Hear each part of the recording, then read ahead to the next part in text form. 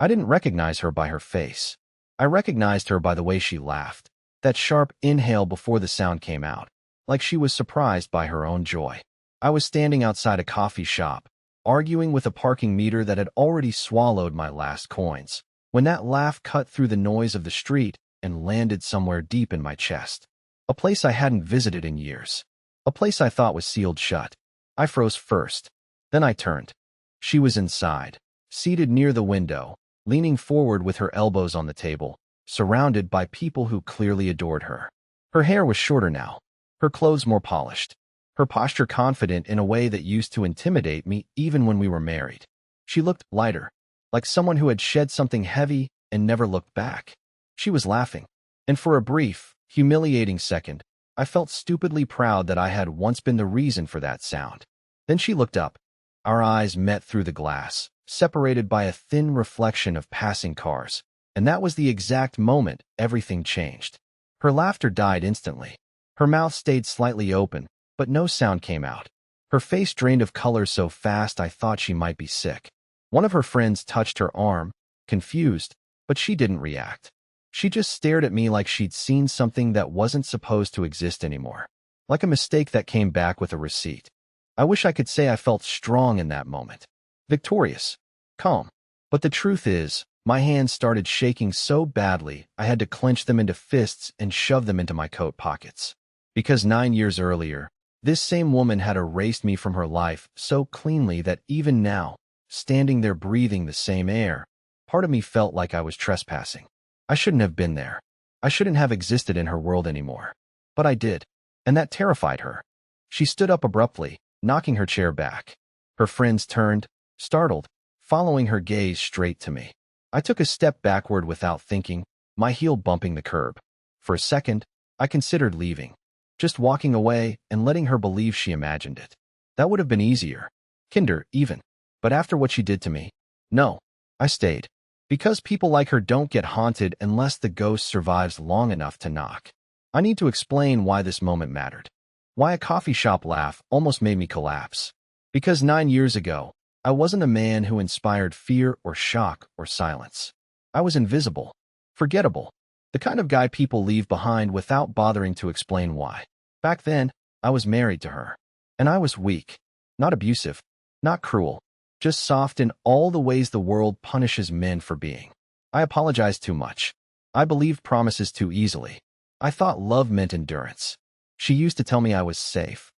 I didn't realize that wasn't a compliment. The night she betrayed me didn't involve shouting or dramatic exits. No suitcases slammed. No screaming matches.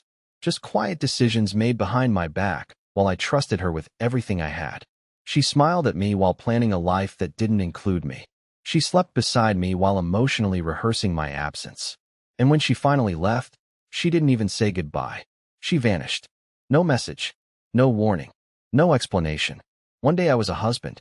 The next, I was a story she told people with a shrug and a sentence that started with, "It just didn't work out." I unraveled slowly after that. Embarrassingly slowly. I replayed every conversation, every pause, every moment I chose understanding over confrontation. I blamed myself for being too gentle, too patient, too easy to abandon. Years passed. I rebuilt something resembling a life, not a glamorous one, not a loud one, but a stable, quiet existence stitched together with discipline and regret. I stopped checking social media, stopped asking mutual friends, stopped expecting closure. I assumed she'd forgotten me. Standing outside that coffee shop, watching her freeze like her past had grabbed her by the throat, I realized how wrong I was. She hadn't forgotten. She'd buried me. And buried things don't usually come back. Unless someone digs them up. And I wasn't there by accident. She didn't come outside. Not right away. She just stood there, behind the glass, her hand hovering near her purse like she was deciding between fleeing or pretending I didn't exist. I could almost hear the thoughts racing through her head. Was that really him? Why now? What does he want? The woman to her left said something, clearly confused, and Jenna snapped back in emotion like someone hit a switch. She faked a smile, nodded quickly, sat down, but she didn't touch her coffee again. I didn't move. I couldn't. I stood there like an idiot, watching her pretend to laugh again, but her eyes kept flicking toward the window, checking if I was still there. I wanted to leave. I really did. But something kept my feet planted on that sidewalk like concrete. Some mix of grief and justice and years of unfinished conversations held my body hostage. And then I remembered. She didn't know the real reason I was back in town. That made me smirk a little. See, I hadn't lived here in years. I left this city 2 months after she vanished. Too hollow to stay, too broke to fight for anything in court. I didn't even try to track her down. It was pointless. She had erased me like an old file on a corrupted drive. I heard from one of her former co-workers that she moved upstate with someone. That's all I got. One sentence summary of my failed marriage. But the universe is funnier than people give it credit for. Because guess who was assigned to lead a creative restructuring project for a boutique hotel opening right across the street from that coffee shop? Yep, me. Life has a strange rhythm when you stop trying to dance to someone else's beat. My quiet little freelance business had turned into a real company. Nothing flashy, just enough to matter. Enough to be chosen for the kind of job that brought me back to this city whether I wanted to return or not. And now here I was, staring at the ghost who once decided I didn't deserve a goodbye. A waiter brought her the bill. She didn't look at it. She just slapped down a card and stood up like she was escaping a fire. Her friends looked startled again, but Jenna waved them off and walked out, fast. She didn't see me at first. I was by the alley near the parking lot now, just far enough to look like a coincidence. But when she turned toward her car, our eyes locked again. And this time, she didn't freeze. She flinched, like she expected me to speak, or yell, or accuse. But I didn't. I just raised one eyebrow and tilted my head the way she used to do when I forgot to clean the bathroom sink. She opened her mouth to say something, but no sound came. And then she got in her car and slammed the door so hard the driver behind her jumped. She peeled out of the lot like the past was chasing her. And I just stood there, hands in my pockets, heart pounding like a drum in a locked room. Because now she knew I was back. And we both knew this wasn't over. Not even close. I didn't plan to see her again so soon. But 2 days later, there she was, walking into the same building I'd just spent the morning in, portfolio in hand, heels clacking like she owned the floor. For a second, I thought I was hallucinating. I was in the elevator, holding a rolled-up floor plan under my arm, when the doors opened and she stepped in without even glancing up. My breath caught in my throat. The door slid closed behind her. It was just us. She smelled exactly the same. Vanilla and cold ambition. And then she turned and saw me. Her expression cracked for just a second. Not full-on panic, but a quick flicker of something close to it. I watched her recalibrate in real time. Her posture straightened, her lips pressed into a tight line, her chin lifted like she'd rehearsed for this moment. "I didn't realize you were back," she said, voice clipped. I waited a beat. "Neither did you realize I'd survive, apparently." She looked down, pretending to adjust the strap on her bag. "It's been a long time, Neil." There it was, my name in her mouth again after 9 silent years. It tasted like dust. I chuckled softly, not because anything was funny, but because that was the only thing keeping me from snapping. The elevator chimed. She moved to step out first, but I stepped forward slightly, blocking her path just for a moment. Not aggressive, not threatening, just unignorable. "I'm here consulting for the Dalton Hotel launch," I said. 6-week contract. Something in her eyes flickered again. "Dalton Group." I nodded slowly.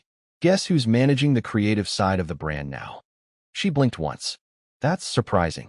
"No more surprising than watching you bolt out of that cafe like you saw the guy you buried alive." That hit her.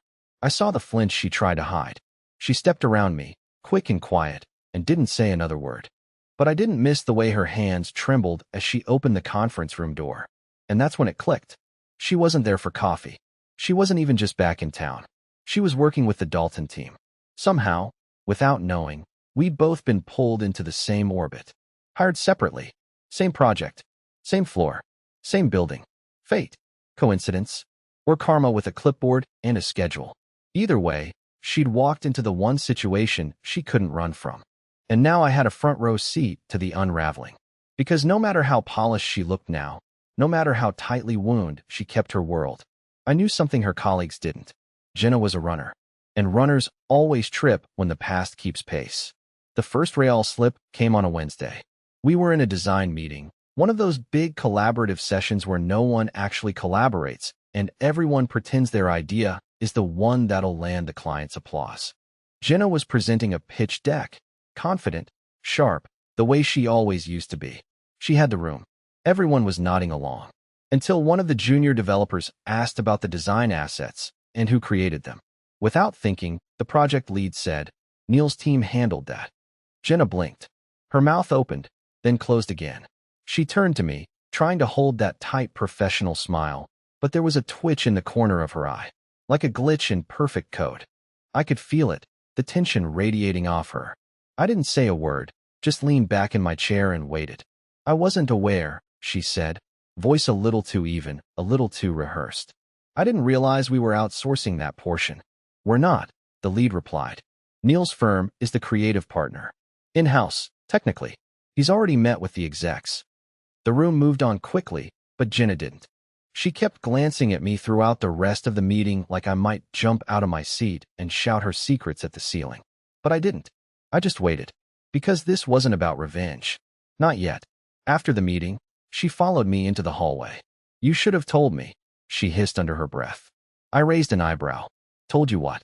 That I still exist?" She glanced around nervously, as if someone might be eavesdropping, which was funny, because that used to be my role. Always cautious, always smaller than her world. Now the roles were reversed, and she felt it too. "I thought you left this city for good," she said. "You thought a lot of things about me," I replied. "Most of them wrong." She crossed her arms. "Look, I didn't expect." "You didn't expect me to have a spine?" Her jaw tightened. "This is a professional environment. I'm not going to let our past interfere with." "With what? Your illusion of control?" That one landed. She stepped back like I'd shoved her, and for a second, I hated how satisfying it felt. I shouldn't enjoy watching her squirm. But I did. Because 9 years ago, I begged for a conversation. I begged for any explanation. I got silence. Now, every word was hers to swallow. She turned without answering and walked off. But she walked faster than before. That night, I opened an old folder on my hard drive, one I hadn't touched in years. Inside were screenshots, emails, timestamps. Things I never showed anyone. Things I'd saved for no reason other than the pain of deleting them felt worse than keeping them. Back then, I told myself I was just clinging to closure. But maybe I'd known even then. Maybe some part of me knew we weren't done. And now, neither did she. Because the thing about the truth is, it waits. Even if it takes 9 years and a corporate rebranding project to come crawling back. And I wasn't the only one in that office with secrets Jenna wouldn't want revealed. It wasn't just her reaction that tipped me off. It was what she didn't do after. Jenna didn't try to smooth things over. She didn't send a follow-up email. No fake friendly, "Hey, let's keep things professional" message. Nothing. Just silence. And for someone like her, someone who used to control every narrative, that silence meant one thing. She was hiding something. I didn't have proof, not yet. But something about the way she looked at me in that hallway, like I was a ticking bomb, told me she wasn't just shaken by my presence. She was scared of what I might still know. And she was right to be. I started watching her, not in a creepy way, just carefully. Jenna was suddenly on edge in meetings. She second-guessed her own slides. She snapped at a junior associate over a typo. She even accidentally deleted a file from the shared drive that, conveniently, was mine. Everyone else chalked it up to stress. I knew better. That Friday, during a coffee break in the office lounge, I overheard her on the phone. She thought no one else was around. I was behind a tall stack of boxes they hadn't unpacked yet, just standing there quietly, sipping a terrible cup of machine-made espresso. She was whispering, urgently, "No, he's here. I don't know how it happened." "Yes, Neil. He's working on the Dalton project." "No, I didn't tell them anything." "Of course not. Are you insane? I didn't think I'd ever see him again." Silence. Then she said it. The sentence that made my stomach drop. "If he talks, everything I've built could fall apart."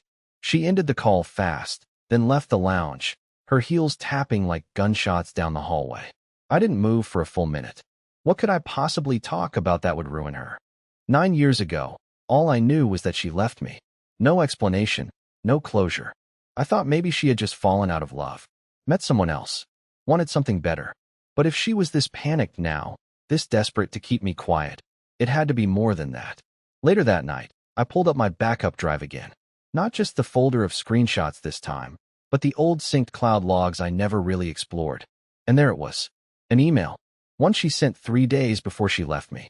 It was to someone named Miles Faulkner. Not a name I recognized. Short, formal, but laced with enough implication to knock the wind out of me. Just a reminder, I need the settlement finalized before the end of the week. He has no idea. I want this buried before I leave. Settlement? What settlement? I dug deeper. Searched the name. Turns out, Miles was a corporate lawyer. And not just any lawyer. He worked for a media consulting firm Jenna briefly contracted for during the final year of our marriage.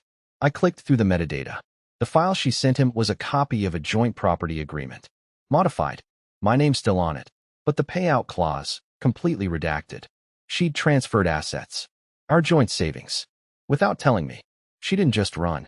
She stole from me. Legally, quietly, and permanently. No wonder she was scared. No wonder she froze when she saw me. She thought I was gone for good, forgotten, broken, erased. But now I was here. And I wasn't the fragile man she left behind.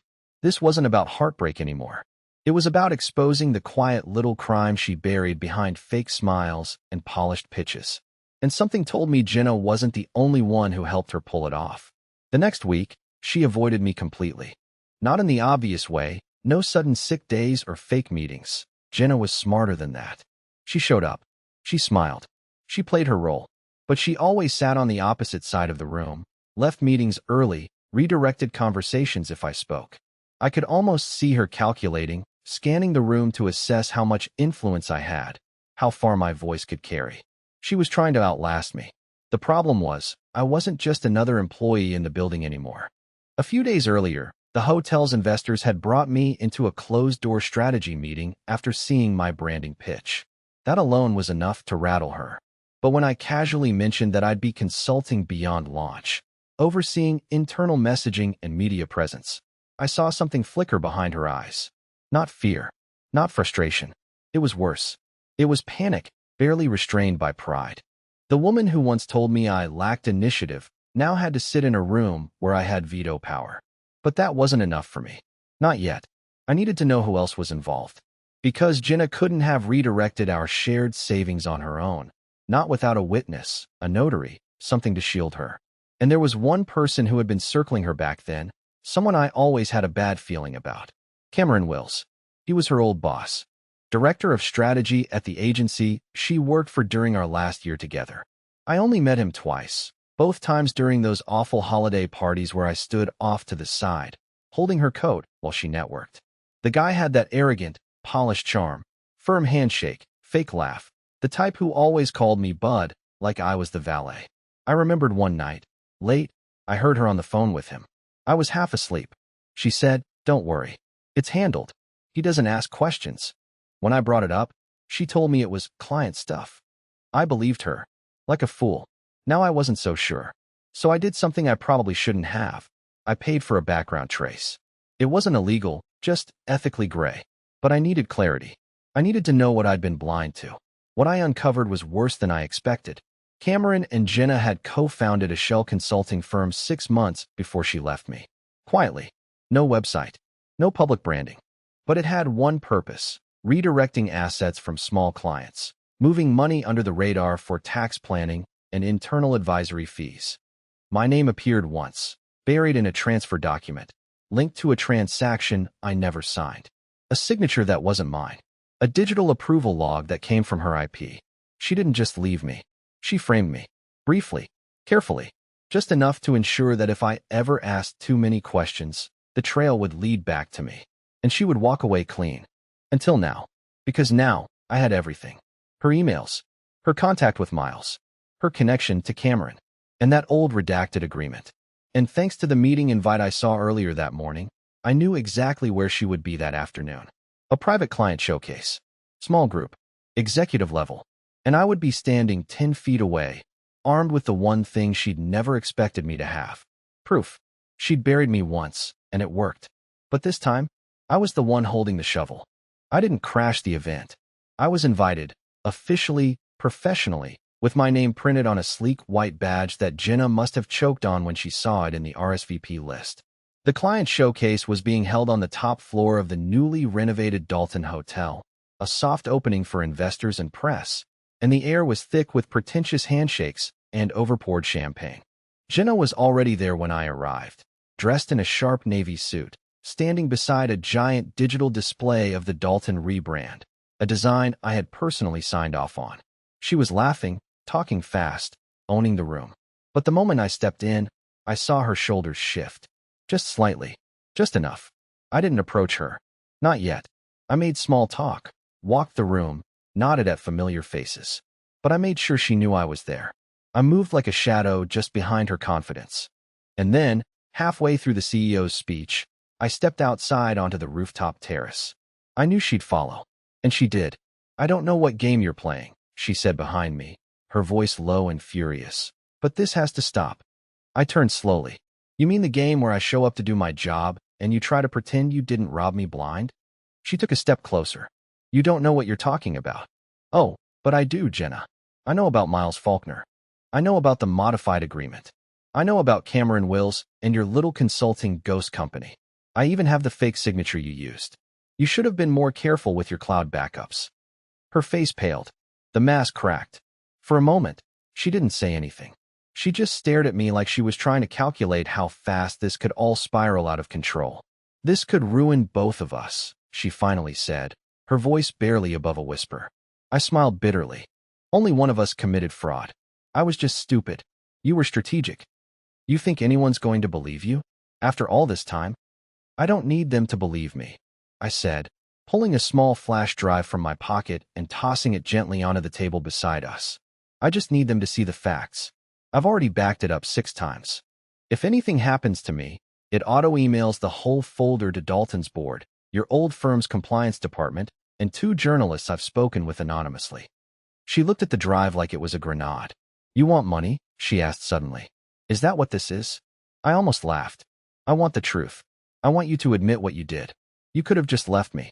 You could have said it to my face. But you chose the nuclear option. You didn't just break my heart. Jenna, you tried to erase me from the story entirely." She sat down, slowly, like her legs couldn't support the weight of it anymore. "I did what I had to do," she murmured. "No," I said, stepping closer, my voice shaking. "You did what you wanted. And now, you live with it." For a long minute, we didn't speak. The wind moved around us, high above the city. I could hear music faintly from the lobby below, the kind of music meant to make people forget where they are. But I wasn't forgetting anymore. I was remembering everything. And Jenna finally realized she couldn't outrun the past when it's staring her in the face, wearing a staff badge, holding a flash drive with her name on it. Whatever came next, it was already too late for her to stop it. She didn't try to grab the flash drive, didn't lunge, didn't scream or deny. That told me everything I needed to know. She was smart enough to realize it was over. At least, the part of her life where she could rewrite history without anyone questioning the missing chapters. Still, I didn't want revenge. I know how that sounds after everything I just told you, but it's the truth. I wasn't standing there to destroy her. I wasn't even looking to humiliate her. I just wanted to close the book she never let me finish. After a long silence, Jenna finally stood. She didn't look at me, just stared out over the city like she was trying to remember how she got so far from where she started. "I didn't think you'd bounce back," she admitted. That made me laugh. Not bitterly, not smugly, just honestly. "I didn't bounce back, Jenna. I rebuilt, brick by brick, year by year. While you were busy hiding from your choices, I was learning how to live with mine." She nodded slowly. "So what now? You going to leak everything?" "I'm not interested in your downfall," I said. "I'm interested in walking away with the truth in my pocket and peace in my chest." She looked stunned by that, like it hadn't even occurred to her that I didn't want to ruin her life, just reclaim mine. I left her standing there. I didn't look back. 3 weeks later, I submitted my final report for the project. The Dalton execs were pleased. They offered to extend my contract. I declined. I'd had enough of the city, enough of walking past ghosts dressed in business suits. I moved again, not to run, but to choose. A smaller town, closer to the coast. A place where my windows faced the sunrise and not another cold skyline. My business kept growing. Quietly, honestly. And so did I. One afternoon, months later, I got a letter. Handwritten. No return address, but I knew the handwriting. Jenna. Inside was no apology. Not exactly. But she admitted what she did. Said she'd come clean to the people who needed to hear it. Said she was tired of running. that I had given her the gift of a second chance, not with me, but with herself. I folded the letter, placed it in a drawer, and never replied. Not out of anger, out of peace. Because, for the first time in years, I wasn't stuck in the past. I wasn't chasing closure. I had already found it. In truth, in quiet, in surviving what tried to break me, and choosing, every single day after, to live better.